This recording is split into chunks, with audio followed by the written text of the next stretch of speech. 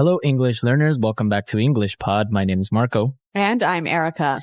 And today we're going to be taking you to the airport. That's right. We're going to listen as a man checks in at the airport and deals with his luggage.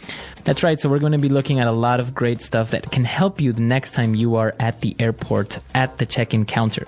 So why don't we take a look at one word that we're going to preview today in Vocabulary Preview. Vocabulary Preview.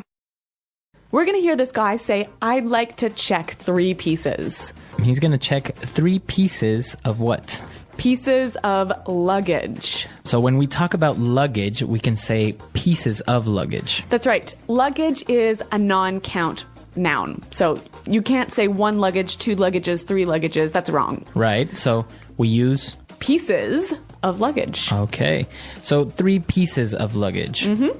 Very good. Let's listen to our dialogue for the first time. We're going to see what happens with this guy at the airport and with his pieces of luggage.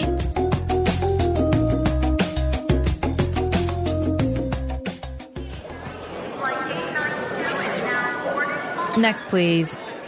Hello, sir. May I see your passport, please? Yes, here you go. Will you be checking any bags today? Yes, I'd like to check 3 pieces. I'm sorry, sir. Airline policy only allows 2 pieces of checked luggage at 20 kilograms each, plus 1 piece of carry-on luggage. I will have to charge you extra for the additional suitcase. What? Why? I'm taking an intercontinental flight. I'm flying 16,000 kilometers. How am I supposed to take only 2 20-kilo bags? That's absurd. I'm sorry, sir. There's nothing I can do. You cannot board the flight with that large bag either. Carry-on bags must fit in the overhead compartment or under your seat. That bag is clearly too big. Now I see. You charge next to nothing for an international ticket. When it comes to charging for any other small thing, you charge an arm and a leg. So tell me, miss, how much will I have to pay for all of this? Let's see. $625 US. That's more than my round-trip ticket!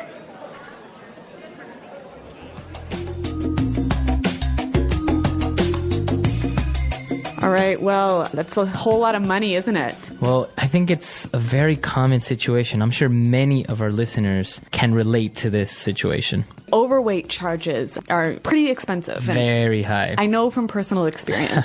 But that's not what we want to talk about now. We want to talk about some really useful vocabulary in Language Takeaway. Language Takeaway. All right, on Language Takeaway today, we have 5 words. So why don't we start with the first one? So the woman asked, will you be checking any bags today? Will you be checking any bags today? To check bags. Right, so the verb to check. It means to give your bags to the airline, to register them. Okay, so that's what happens with your luggage. You check them, so basically they become responsible for your bags. Right. It reminds me of checking into a hotel. Right, very similar. When you go to a hotel, you register at the hotel, you check in. In this case, you just check your luggage. You don't check in your luggage. Right. Okay, so check luggage. So he wanted to check 3 pieces of luggage, and he also had carry-on luggage. Carry-on luggage. Carry-on. So carry-on luggage, it's pretty simple. That's right, you carry it on yourself. Exactly, you carry it onto the plane. Now, we can talk about carry-on luggage, right? Mm-hmm. Or carry-on bag. Right. Or a carry-on suitcase. Mm-hmm. A very small suitcase that can fit under your seat. Exactly. All right, so carry-on luggage. Now, he was traveling on an intercontinental flight. Intercontinental. Intercontinental. We have 2 words there. Inter. Between. Between, right? And continental. So this sounds like continent. Okay, so he's traveling maybe from Asia to North America. Okay, intercontinental. He's trying to board this intercontinental flight. So to board a flight. Board a plane. Board a train. All right, so basically it means to get on. To get on. To get on a vehicle. Okay, so I can say board the ship. Board the car. No. No? No. But board the train. Board the train. Board the bus. All aboard. That's right. That's why in movies you see that somebody will yell all aboard. Yeah. In the train station, right? Exactly. All aboard. Okay, so board a vehicle. And our last phrase for today, overhead compartment. Overhead compartment. Overhead compartment. All right, let's break this phrase down. Overhead. So that's on top of your head, right? Exactly. Yeah. Above you. Yeah. And the compartment is a place where you can put something and store it. Mm-hmm. Kind of like a box. Right. Yeah. So you have an overhead compartment, that big box where you put your bags and your purse or whatever on an airplane. Mm-hmm. Very similar to, for example, an overhead projector. Right, so that's the machine that puts an image or a picture on a wall. Like sometimes you see them in meetings. Right, so because the image is over your head and it's big, it's called an overhead projector. Okay, so some great language. Why don't we hear it again in context by listening to the dialogue for the second time?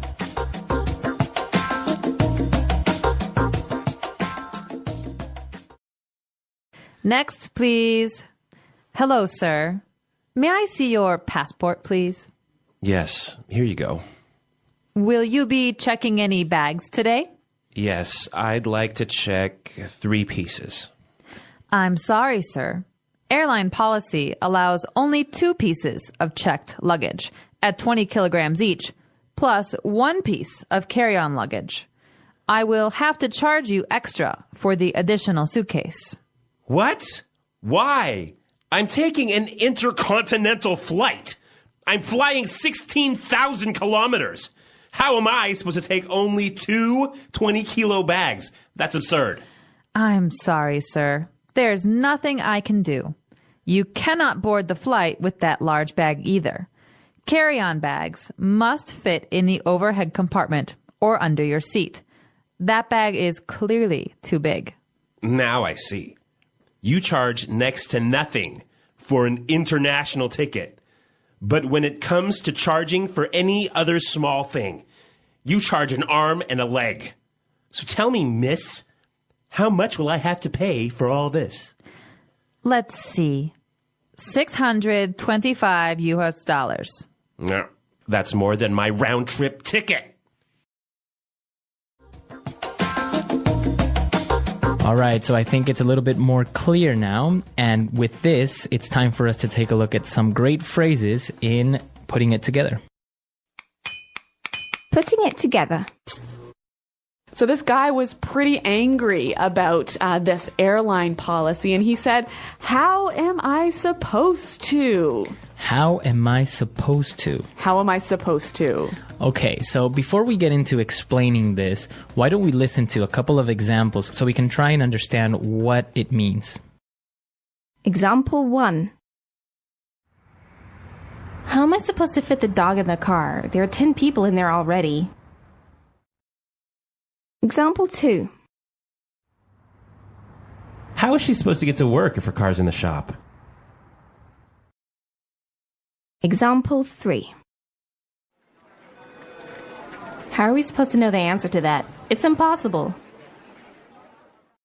Okay, so I can understand that it means, how can I do this? Right.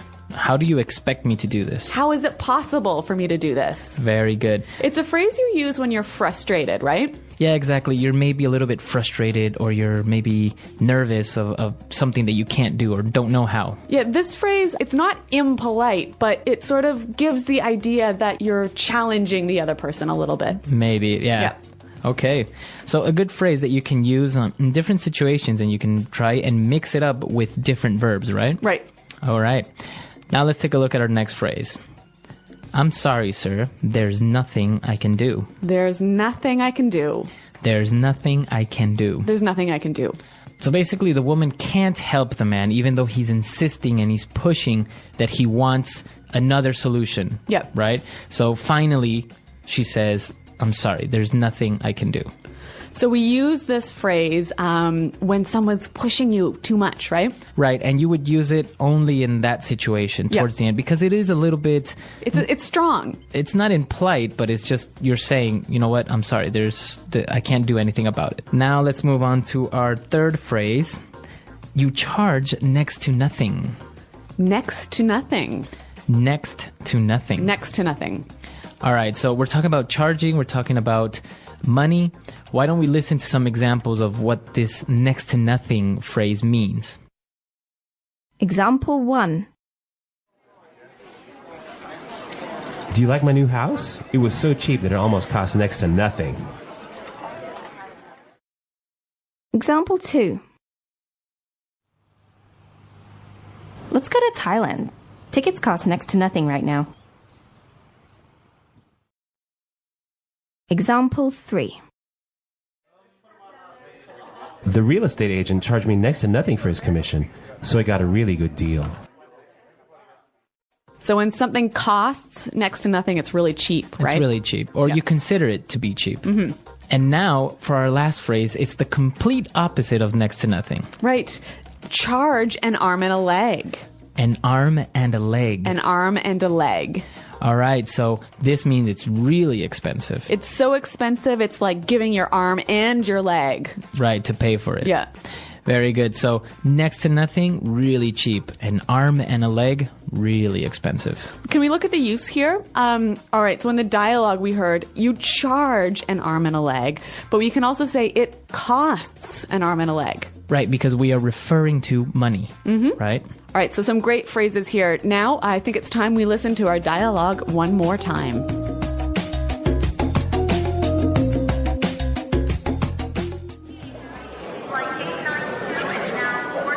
Next, please. Hello, sir. May I see your passport, please? Yes, here you go. Will you be checking any bags today? Yes, I'd like to check 3 pieces. I'm sorry, sir. Airline policy only allows 2 pieces of checked luggage at 20 kilograms each, plus 1 piece of carry-on luggage. I will have to charge you extra for the additional suitcase. What? Why? I'm taking an intercontinental flight. I'm flying 16,000 kilometers. How am I supposed to take only 2 20-kilo bags? That's absurd. I'm sorry, sir. There's nothing I can do. You cannot board the flight with that large bag either. Carry-on bags must fit in the overhead compartment or under your seat. That bag is clearly too big. Now I see. You charge next to nothing for an international ticket. When it comes to charging for any other small thing, you charge an arm and a leg. So tell me, miss, how much will I have to pay for all of this? Let's see. $625 US. That's more than my round-trip ticket!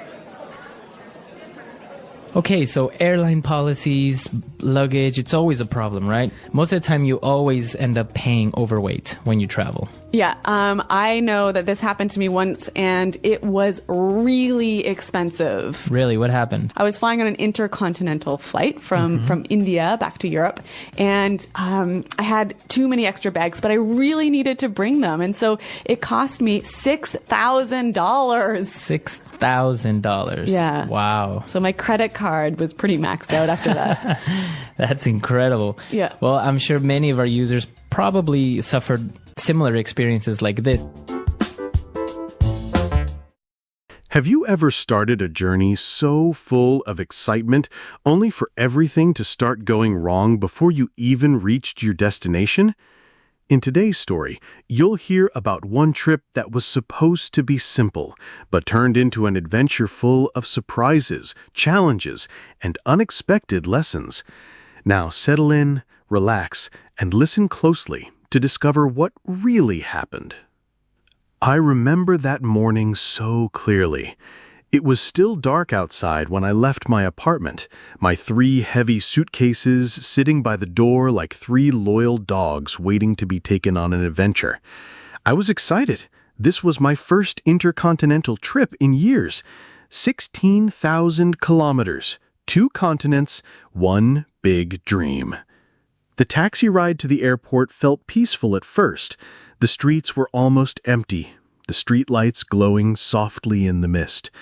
I watched them pass one by one, thinking about the friends I would meet, the food I would eat, and the stories I would collect on the other side of the world.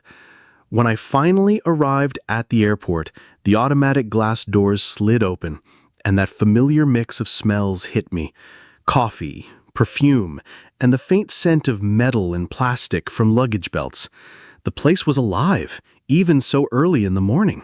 Screens flashed flight numbers, voices echoed in different languages, wheels of suitcases rolled across the polished floor like a constant background song. I walked to the check-in counter, my boarding pass confirmation in one hand and my passport in the other. The woman behind the counter smiled politely and asked the question I had expected. "Will you be checking any bags today?" "Yes," I said, proudly, as if I was announcing something special. "I'd like to check 3 pieces." Her smile didn't change, but her eyebrows lifted just slightly. "I'm sorry, sir. Airline policy allows only 2 pieces of checked luggage at 20 kilograms each, plus 1 carry-on." For a moment, I thought she was joking. I laughed softly. "Well, this is an intercontinental flight. I'm traveling 16,000 kilometers, 2 continents, 3 bags, surely." She didn't laugh back. Her voice stayed polite, but firm. "I'll have to charge you extra for the additional suitcase." And just like that, the excitement I had carried with me all morning began to fade. I blinked at her, trying to process the words. Charge me extra? How much could one extra suitcase possibly cost? Maybe $50? $100 at most? I leaned forward slightly, lowering my voice as if we were sharing a secret. Okay, so how much are we talking about?" She tapped a few keys on her computer, her nails clicking against the keyboard like a metronome counting down to bad news. Then she looked up, her smile still perfectly professional. $625 US, sir." For a moment, I thought I had misheard her. I'm sorry, did you say 625? "Yes, sir." I stared at her, my mouth opening and closing like a fish pulled out of water. "That's more than my round-trip ticket." My voice rose without my permission. I felt a couple of passengers in line behind me glance our way. She didn't flinch. She didn't argue. She just repeated calmly, "I understand it's a lot, sir, but that is the airline's policy." I ran a hand over my face and sighed. But how am I supposed to travel for a month with only 2 20-kilogram bags? I'm flying across the world. I need my clothes, my gifts, my life in these suitcases. Her eyes softened just a little, as if she'd heard this same speech many times before, but her voice remained the same, polite, distant, final. "I'm sorry, sir. There is nothing I can do." That sentence felt like a wall closing in front of me. No negotiation, no exceptions. I looked down at my 3 suitcases. They seemed to be mocking me now, sitting there like stubborn children who refused to be left behind. Somewhere in the terminal, a boarding announcement echoed through the speakers, reminding me that time was running out. I had to make a decision, and quickly. I glanced at the large digital clock above the check-in area. My flight was boarding in less than an hour. In my head, I began calculating the time it would take to get through security, find my gate, and maybe grab a coffee before boarding. That last part, the coffee, was starting to look like a lost dream. The woman at the counter waited patiently, her hands resting on the desk, as if she already knew the choice I would make. I didn't want to give her the satisfaction. I crouched down beside my bags and opened the largest one. A wave of embarrassment washed over me as I began pulling out my clothes in the middle of the busy terminal. People walked by, pretending not to stare, but I could feel their eyes flicking toward me. I tried to think logically. Okay, maybe I can move some of the heavier items into my carry-on. I stuffed a pair of jeans, a thick sweater, and my running shoes into the small black suitcase that was supposed to fit under my seat. It was already full, but I kept pushing, telling myself it would somehow close. By now, I was sweating. The air conditioning in the terminal suddenly felt useless. I zipped the bag shut with a dramatic pull, the sound loud and sharp in the open space.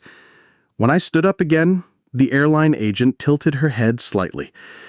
"Sir, your carry-on must fit in the overhead compartment or under your seat. That bag looks larger than allowed." I laughed a laugh, the kind of laugh that isn't happy at all. Of course it does, because nothing is ever easy, right? She gave a small, sympathetic smile. You still have two options: pay the fee or remove items until your carry-on meets the size limit. Two options, neither of them good. I glanced again at the clock. 45 minutes until boarding. Somewhere deep inside, a stubborn voice told me, "Don't pay them. Don't give them a single dollar more." But another, more practical voice whispered, "If you waste too much time here, you won't make it on the plane at all." I had to choose. I stood there for a moment, my hands gripping the handle of my overstuffed carry-on, my 3 suitcases lined up in front of me like silent witnesses. The clock above the counter kept ticking, and every second felt like a small punch in the chest.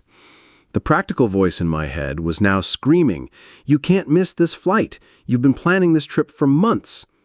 The stubborn voice still fought back. $625 is robbery. Don't let them win. I took a deep breath and leaned toward the counter. "All right," I said, my voice low. "I'll pay it." The agent nodded politely, as if she had known all along.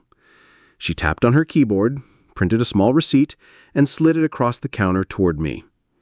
I signed it, feeling each pen stroke like a surrender. As my credit card slid back into my wallet, the number 625 burned into my memory. That money could have paid for several nights in a hotel, a week's worth of meals, or even a short domestic flight. But instead, it had vanished into a policy I didn't agree with. The agent placed luggage tags on my bags, lifting them onto the conveyor belt one by one. I watched as my suitcases disappeared into the black rubber curtain, swallowed by the airport's hidden machinery. It felt a little like saying goodbye to friends who might not come back. When she handed me my boarding pass, she gave the same polite smile she'd worn the entire time. "Your gate is B22, sir. Boarding starts in 30 minutes. Have a nice flight." I forced a smile in return, muttered a "thank you," and turned away. My carry-on still felt heavier than it should, but now it wasn't just the weight of clothes and shoes, it was the weight of frustration. As I walked toward the security, I promised myself something. Next time, I would pack smarter, travel lighter, and never ever give an airline the chance to charge me an arm and a leg again. Or at least, I hoped I wouldn't. I hurried toward the security checkpoint, weaving through the crowd.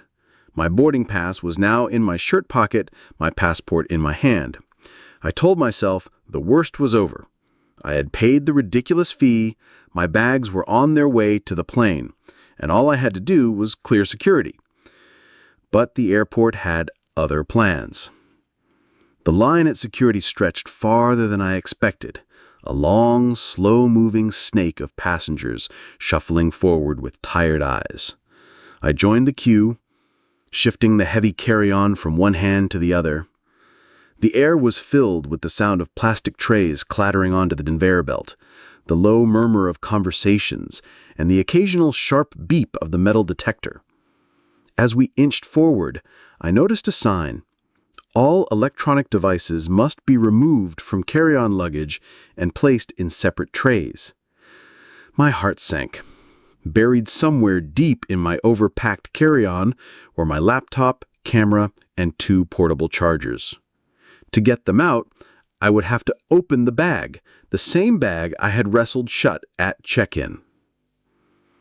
When it was my turn, I placed my shoes, belt, and watch into a tray. Then came the carry-on. The zipper resisted for a moment, as if it didn't want to relive the chaos from earlier. I pulled harder, and the bag finally burst open, spilling clothes onto the inspection table. A pair of socks rolled away like a tiny escapee. The security officer, a tall man with a serious face, looked down at the mess. "Sir, please remove your electronics."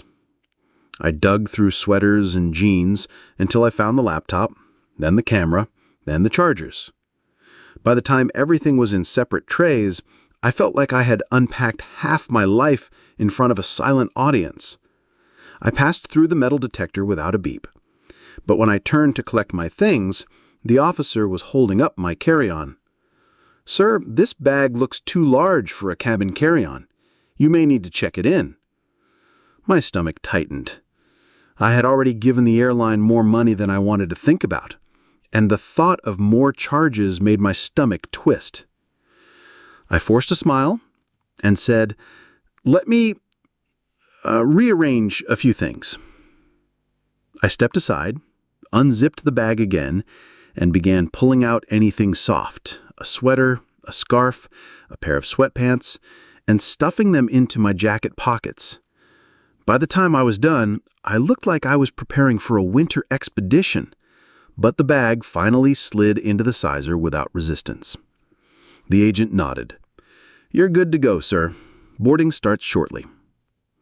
I walked to a seat by the window, my jacket bulging awkwardly, but at least my carry-on was still with me. Outside, I could see the aircraft waiting, silver wings glinting in the sunlight. I told myself the worst was finally over.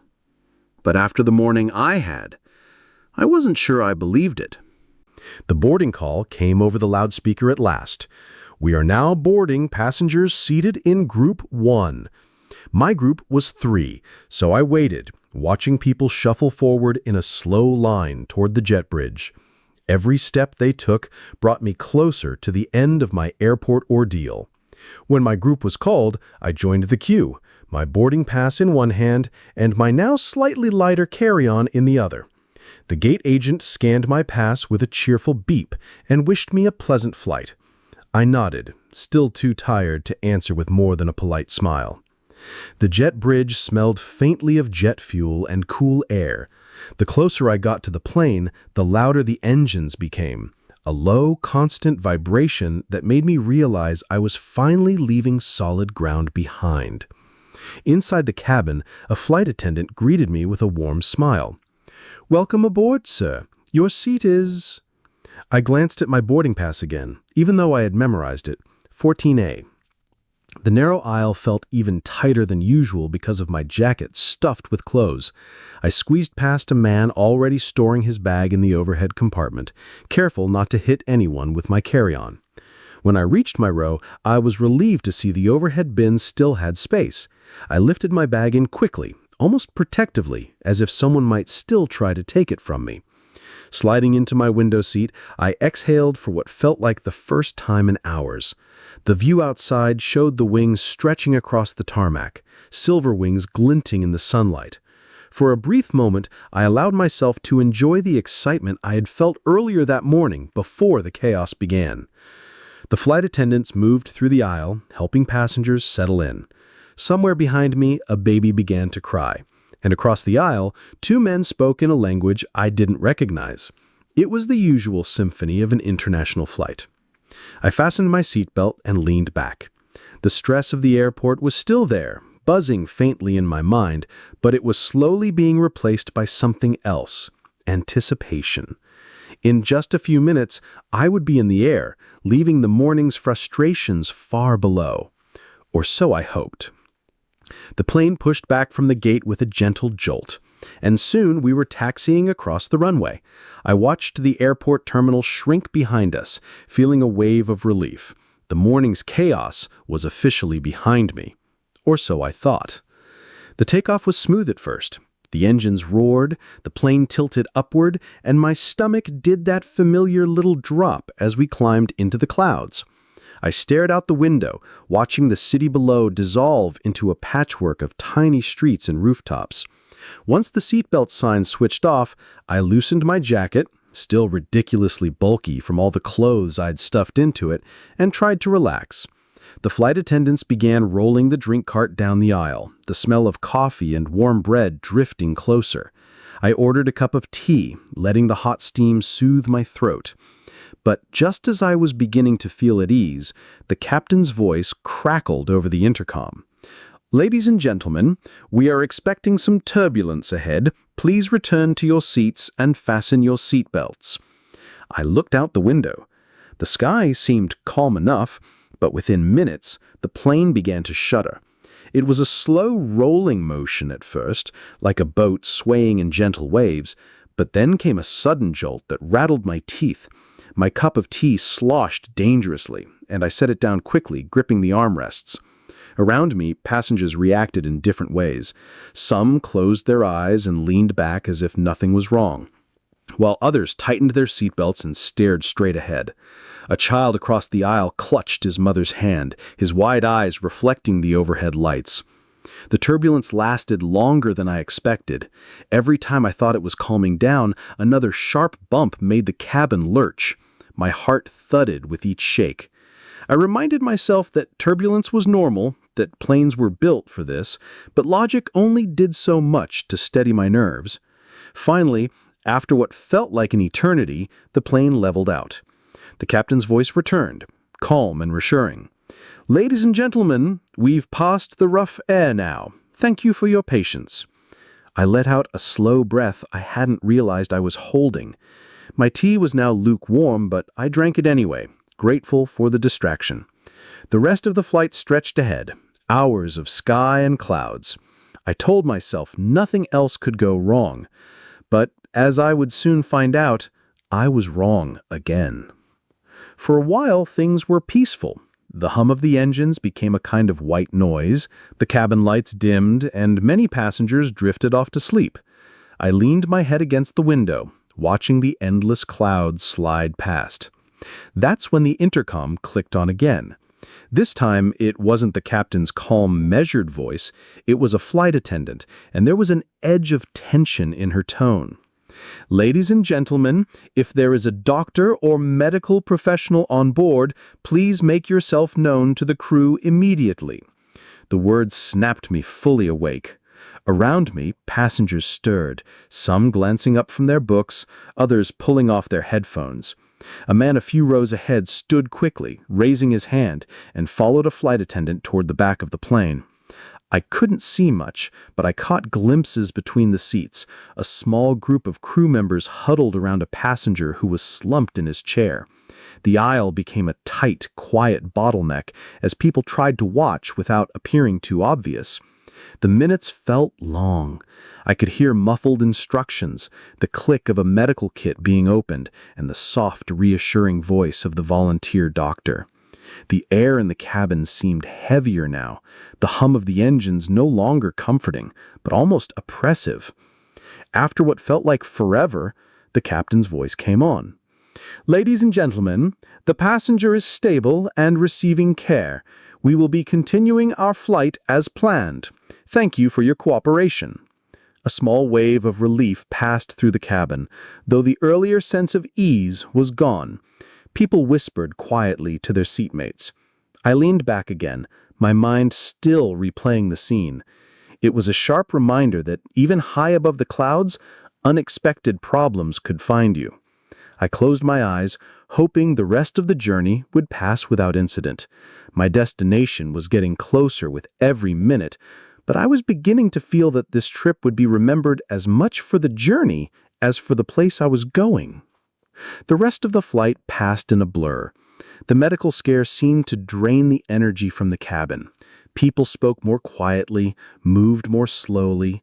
I spent most of the final hours staring out the window, watching the sky shift from deep blue to the pale gold of morning. Eventually, the captain's voice returned, calm and steady. "Ladies and gentlemen, we've begun our descent. Please make sure your seat belts are fastened and your seat backs are in the upright position." Below us, patches of land began to appear through the clouds, green fields, winding rivers, and tiny buildings that looked like toys from this height. My heart gave a small jump. I was almost there. The plane tilted slightly as we lined up for the runway. The engines roared, then softened. The landing gear extended with a mechanical hum. I gripped the armrest as the ground rushed up toward us. The wheels touched down with a firm bump, followed by the rapid thump-thump of the tires on the runway. A soft cheer and scattered applause rose from somewhere in the cabin, the kind of relief only travelers know after a long, unpredictable journey. As we taxied to the gate, I looked around at my fellow passengers, some smiling, some already gathering their belongings, some still half asleep. For a brief moment, we were all connected by the same shared experience: the delays, the turbulence, the tension, and finally the relief of arrival. When the seatbelt sign switched off, I stood and reached for my carry-on in the overhead bin. It was there, safe and intact. My jacket, still stuffed with extra clothes, made me feel like I was carrying a personal cloud around my shoulders. Stepping off the plane, I felt the rush of new air, warmer and fresher than the recycled cabin atmosphere. The terminal here had its own smell, a mix of polished floors, coffee, and the faint scent of somewhere I didn't yet know. Despite the stress, the money spent, and the unexpected events, I smiled. Travel, I realized, is never just about the destination. It's also about the little battles, the surprises, and the stories you collect along the way. And this trip, I already knew, had given me a story I'd be telling for years. Listen to the meaning, then say the vocabulary word. A document showing the identity of someone when outside his country. Passport. Register bags with the airline and give them to be put on the plane. Check. Piece of luggage. 1 bag. Piece. The bags that one can carry on to the plane. Carry on luggage. Between continents. Intercontinental. Get on the plane. Board. Very cheap, inexpensive. Next to nothing. Phrase used to indicate that something is very expensive. An arm and a leg. A device that senses the presence of metal. Metal detector. A pass that authorizes passengers to get on an airplane. Boarding pass. An instrument or machine for weighing. Scale. A short stop or break in a journey usually imposed by scheduling requirements. Layover. A trip from one place to another and back, usually over the same route. Round trip. Let's try that faster. The bags that one can carry on to the plane. Carry on luggage. A document showing the identity of someone when outside his country. Passport. Register bags with the airline and give them to be put on the plane. Check. Between continents. Intercontinental. An instrument or machine for weighing. Scale. A device that senses the presence of metal. Metal detector. Piece of luggage. 1 bag. Piece. A short stop or break in a journey usually imposed by scheduling requirements. Layover. A pass that authorizes passengers to get on an airplane. Boarding pass. Very cheap, inexpensive. Next to nothing. A trip from one place to another and back, usually over the same route. Round trip. Phrase used to indicate that something is very expensive. An arm and a leg. Get on the plane. Board. Now say the word and hear it in a sentence.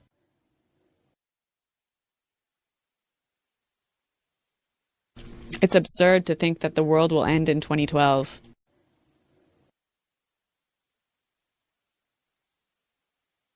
He made one of the most absurd comments I've ever heard.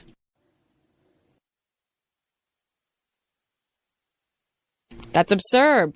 I never cheated on my wife. Next to nothing.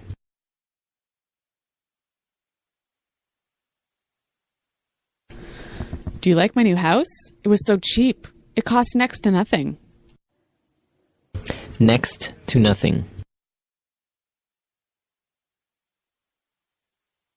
Let's go to Thailand. Tickets cost next to nothing right now. Next to nothing.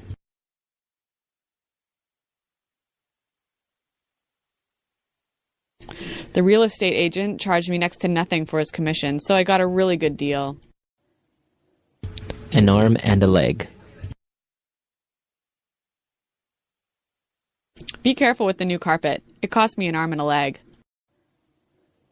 An arm and a leg.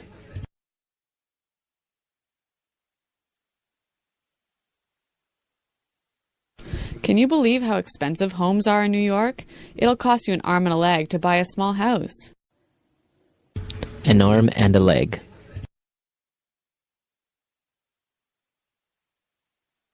We paid an arm and a leg for our new home theater, and then it got stolen. Check.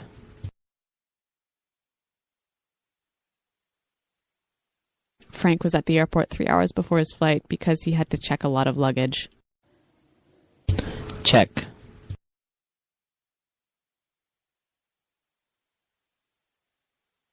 Excuse me, is this the counter where I can check oversized luggage? Check.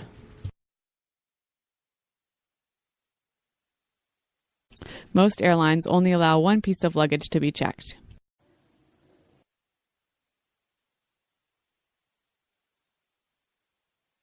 How am I supposed to fit the dog in the car? There are 10 people in there already.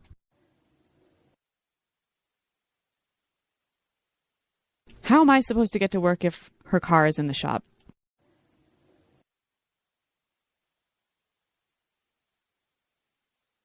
How are we supposed to know the answer to that? It's impossible.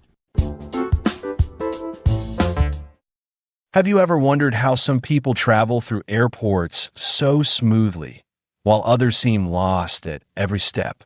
What if you could move confidently from check-in to arrival, using the right English words at the right time? Imagine you walk into a busy terminal with your bags. You need to show your passport, check luggage, get a boarding pass, and pass through security. Knowing the right words and short sentences helps you move quickly and speak confidently in real situations. First, the place where you start is called the check-in counter or self-service kiosk. At the counter, an airline agent often asks for your passport and your booking reference or confirmation number. You may hear, "May I see your passport, please?" or "Can I have your booking reference?" Practice these short lines. "Here is my passport, and my booking reference is AB 1234. The agent will ask if you have any checked luggage. Checked luggage is the suitcase you give to the airline to put in the plane's cargo hold. You can say, "I'd like to check 2 bags," or "I have 1 piece of checked luggage." A common word learners need is carry-on or carry-on luggage. This is the small bag you take with you on the plane and put in the overhead compartment or under your seat. You might say, "I have 1 carry-on bag," or "Will this fit in the overhead compartment?" If the bag is too big, the agent may say, "Carry-on bags must fit in the overhead compartment or under your seat." Airlines have rules called baggage allowance. This means the number of bags and the weight you can bring without paying extra. For example, many airlines allow 2 pieces of checked luggage at 20 kilograms each. If you have more than the allowance, you will pay an excess baggage fee or an overweight charge. Useful questions are, what is my baggage allowance? And is there a fee for extra bags? Example answers you might hear. Your allowance is 2 checked bags and 1 carry-on. Or there's an extra fee for the 3rd bag. When the agent weighs your bag, they use a scale. You may hear your bag is 25 kilograms, and you can respond, "Oh, that is overweight. Can I move some items to my carry-on?" Or "Can I pay the extra fee here?" Good phrases to use. Can you reweigh it after I transfer some items? And is there a cheaper option than paying the fee? If the agent says the extra fee is high, a simple polite complaint can be, "That seems expensive. Is there any way to reduce the charge?" Remember to be calm and clear. After you check your bags, the agent will attach a baggage tag to each suitcase and give you a baggage receipt or claim tag. Keep the claim tag. This helps you find your bag at the baggage carousel after you land. You can say, "Can I have a baggage receipt, please?" Or, "Where's the carousel for flight AB 123? If your bag is lost or delayed, use the phrase, "My luggage did not arrive." How do I report lost luggage? The desk for this is usually the lost and found or the airline's baggage office. Other important words at check-in are boarding pass and seat assignment. The agent gives you a boarding pass that shows your gate number, boarding time, and seat. Say, "What is my gate?" or "When does boarding begin?" If the gate changes, the agent might say, "Your gate has changed to gate 12. Short questions to practice. When does boarding start? And what is my seat number? Security rules also affect luggage. Agents may ask you to open your bag for inspection. If they say, "Please open your bag," you can respond, "Sure, no problem." Liquids usually must be small and in a clear bag. You might hear, "Liquids in containers of 100 milliliters or less. Please place them in the clear plastic bag." Practice saying, "Do I need to remove my laptop?" or "Where do I put my liquids?" Practical tips and useful language. Always check the airline's baggage policy online before you pack. If you're worried about paying too much, weigh your luggage at home. Put valuables, medication, and important documents in your carry-on, not in checked luggage. Keep a small phrase ready. "I prefer to keep this in my carry-on."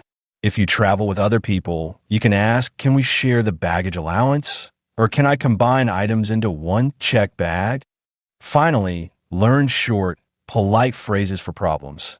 "I'm sorry, but I think this is a mistake. Could you please explain the fee?" And, "Is there a manager I can speak to?" These lines help you stay polite and get clear help.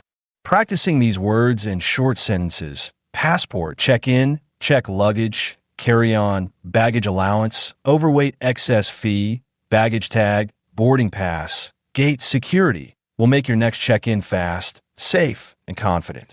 After finishing the check-in process, the next step in the airport journey is going through security. This is an important stage where you and your belongings are checked to make sure nothing dangerous or restricted is brought on board. Knowing the words and short sentences used here can make the process much easier and less stressful. The security area usually begins with a queue or line where passengers wait their turn. Signs often say security check or passenger screening. A helpful phrase to ask an airport staff member is this the line for security? Or, "Where's the security checkpoint?" At busy airports, there may be priority lines for certain passengers, such as families, business class travelers, or people with special needs. You can ask, "Is there a priority line?" When it's your turn, an officer will check your boarding pass and passport again. You might hear, "Boarding pass and passport, please." Practice replying clearly, "Here you go," or "Here are my documents." Then, you'll be asked to place your belongings in security trays or bins. This includes your carry-on luggage, laptop, coat, belt, and sometimes shoes. A useful question to remember is, do I need to take off my shoes? Or do I need to remove my jacket? Most airports require you to remove your laptop and other large electronics from your bag. An officer might say, "Please take out your laptop and place it in a separate tray." Practice answering, "Sure, here it is." Liquids must be in containers of 100 milliliters or less, placed in a clear plastic bag. You could ask, "Where should I put my liquids?" or "Are water bottles allowed?" When you pass through the metal detector or body scanner, listen carefully to the officer's instructions. They may say, "Please step forward, raise your arms," or "Step to the side for further screening." If the alarm sounds, you might hear, "Please empty your pockets," or "We need to do a pat-down search." Stay calm and answer politely with, "Okay, I understand." Sometimes, your bag will be pulled aside for a manual inspection. The officer might ask, "May I open your bag?" or "Is this your carry-on?" You can respond, "Yes, please go ahead," or "Sure, that's mine." If you're not sure why your bag was selected, you can ask, "Is there a problem with my bag?" Security officers may also swab your hands or belongings to check for certain substances. They might say, "This is just a routine check," or "Please hold still." It's important to follow all instructions without rushing, as this helps the process move faster.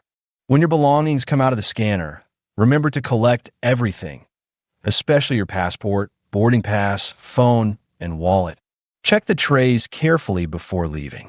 You can ask an officer, "Is this all my luggage, or did everything pass the scan?" A few practical tips. Wear shoes that are easy to remove and put back on. Keep your liquids bag and electronics on top of your carry-on for quick access. Avoid carrying sharp items like scissors or pocket knives in your carry-on. They will be taken away. If you don't understand an instruction, politely ask, "Could you please repeat that?" Or "What should I do?"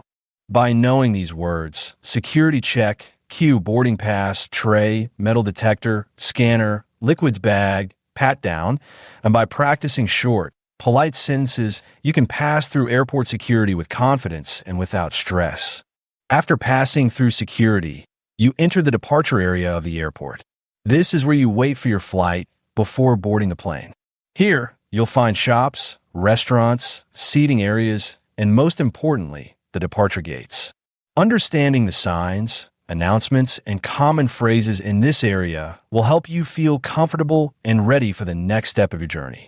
The first thing to do is check the flight information display screens. These large screens show your flight number, destination, gate number, and boarding time. You might see a message like "on time," "delayed," or "now boarding." If you can't find your flight on the screen, a useful question is, "Excuse me, could you help me find my flight?" Or "What gate is my flight leaving from?" Sometimes your gate changes after you pass security. Airport announcements often say, "Attention passengers on flight AB 123 to London. Your gate has changed to gate 18. Always listen carefully to announcements and check the screens regularly. You can ask staff, "Has the gate for flight AB 123 changed?" Or "When will boarding start?" The departure area also has duty-free shops where you can buy items like perfume, chocolate, alcohol, or electronics without paying local taxes. You could ask, "Is this shop duty-free?" or "Can I pay in my home currency?" Many shops also accept credit cards and offer tax refund services for international travelers. If you have time before boarding, you can relax in the seating area or visit a cafe or restaurant. If you need Wi-Fi, a useful phrase is, "What is the Wi-Fi password?" or "Is the Wi-Fi free?" Some airports also have charging stations for your phone or laptop. You can ask, "Where can I charge my phone?" or "Is there a power outlet near my gate?" Another important area is the boarding gate itself. When you arrive at your gate, check the display above it for your flight details. There may be different boarding groups, such as Group 1, Group 2, or families with young children. Listen for announcements like, "We are now boarding Group 1. You might say, "Which group am I in?" or "When will my group board?" It's also a good idea to keep your boarding pass and passport ready.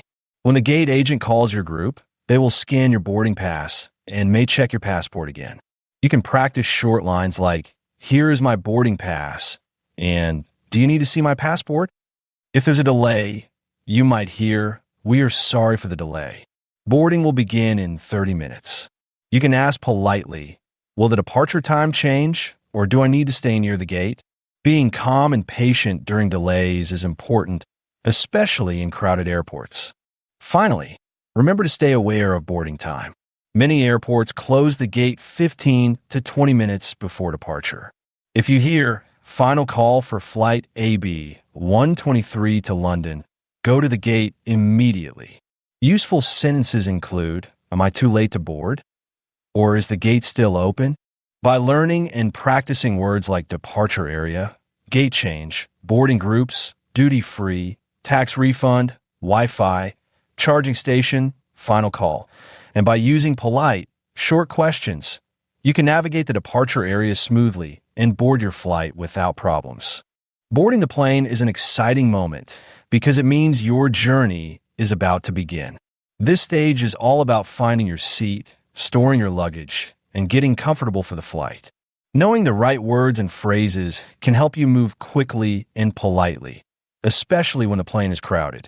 When you enter the aircraft, the flight attendants will greet you and check your boarding pass to make sure you're in the right seat. They might say, "Welcome aboard," or "Your seat is on the right." You can reply politely with, "Thank you," or "Could you please point me to my seat?" Seats on airplanes are usually labeled with numbers and letters, such as 12A, 14C, or 22F. The number is the row, and the letter is the seat position. A is usually by the window, C or D is by the aisle. If you can't find your seat, you can ask a flight attendant or another passenger, "Is this seat 14C?" or "Where is row 22? For your carry-on luggage, use the overhead compartment above your seat or the space under the seat in front of you. If your bag is too heavy, you can ask, "Could you help me lift this into the compartment?" Or "Is there space in another overhead bin?" Keep smaller items, like your phone, book, or headphones, in a bag you can easily reach during the flight. Once you're seated, you might need to let other passengers pass. A polite phrase is, "Excuse me, I think that's my seat," or "Would you mind letting me through?" If you're sitting by the window or middle seat and someone wants to get to the aisle, you can say, "Sure, let me move so you can pass." Before takeoff, flight attendants will go through the safety demonstration. They'll explain how to use the seat belt, oxygen mask, and life jacket, and show where the emergency exits are. Even if you've flown many times, it's good to pay attention. You might hear instructions like, "Please fasten your seat belt, switch off electronic devices, or put your seat in the upright position." Your seat belt should be fastened low and tight across your lap. A useful question is, "Does my seat belt look correct?" Or "Can I keep my phone in airplane mode?" For takeoff and landing, you'll need to open your window shade and stow your tray table. You might hear, "Please raise your window blind," or "Put your tray table away." Sometimes, passengers have special requests before the flight starts, such as moving to an empty seat or asking for a blanket. You could say, "Is it possible to change seats?" or "Could I have a blanket, please?" Another tip is to be ready for an announcement from the captain or flight attendants. They might share the flight duration, weather at your destination, or expected turbulence. Listen carefully so you know what to expect. By practicing words like boarding pass, aisle, window seat, overhead compartment, safety demonstration, seat belt, life jacket, emergency exit, and by using polite, clear questions, you can settle into your seat with confidence and start your flight smoothly. Once the plane takes off and reaches a stable altitude, the in-flight service begins. This is the part of the journey when you can relax, enjoy the flight, and interact with the flight attendants. Knowing useful vocabulary and phrases will help you communicate your needs politely and clearly. Shortly after takeoff, flight attendants may come around offering refreshments, drinks like water, juice, tea, coffee, or soft drinks. They might ask, "Would you like something to drink?" You can answer simply, "Yes, water please," or "I'd like orange juice, please." If you don't want anything, just say, "No, thank you." On longer flights, you may also get a meal service. The flight attendant will often tell you the options, such as, "We have chicken with rice or pasta with vegetables." If you didn't hear clearly, you can ask, "Could you repeat the options, please?" Or "What is in the chicken dish?" If you have dietary needs, a good phrase is, "I ordered a vegetarian meal," or "Does this contain nuts?" During the flight, you can ask for extra items like a blanket, pillow, or headphones. Useful requests include, "Could I have a blanket, please?" or "Do you have headphones available?" If your seat feels cold, you might say, "Could you turn down the air above my seat?" or "Is it possible to make it warmer here?" Many flights offer entertainment systems with movies, music, or games. You can ask, "How do I use the screen?" or "Is there a way to change the language to English?" This is a great chance for English learners to practice listening skills by watching movies or shows in English with subtitles. If you need to move around, remember to follow safety rules. The seatbelt sign will light up when it's not safe to stand. If it's off, you can go to the restroom. To find it, you can ask, "Where is the nearest restroom?" or "Is the restroom available now?" In a busy flight, you might have to wait your turn, so a polite "I'll wait here" is useful. On some flights, you might experience turbulence, which is when the plane shakes a little. The captain or flight attendants will usually announce, "Please return to your seat and fasten your seatbelt." Stay calm and follow the instructions. You can ask, "How long will it last?" if you're feeling nervous. If you need something during the flight, there's usually a call button above your seat. Press it, and a flight attendant will come help you. You can say, "Excuse me, could I have some water?" Or, "My screen isn't working. Could you help me?" By using words like refreshments, meal service, entertainment system, call button, turbulence, restroom, and seatbelt sign, and by practicing polite requests, you can make your in-flight experience smoother, more comfortable, and more enjoyable while also improving your English naturally. As the flight nears its end, the landing process begins.